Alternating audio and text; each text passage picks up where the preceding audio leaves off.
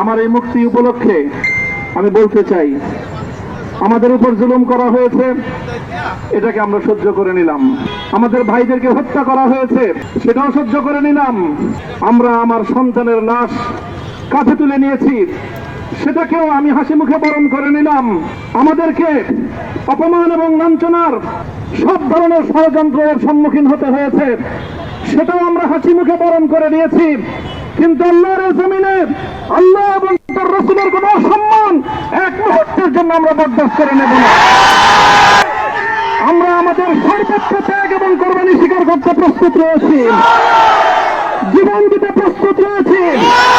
আল্লাহর জমিনে আল্লাহর দ্বীনের ঝান্ডা সমুন্নত করেই আমাদের যাত্রা থামবে ইনশাআল্লাহ।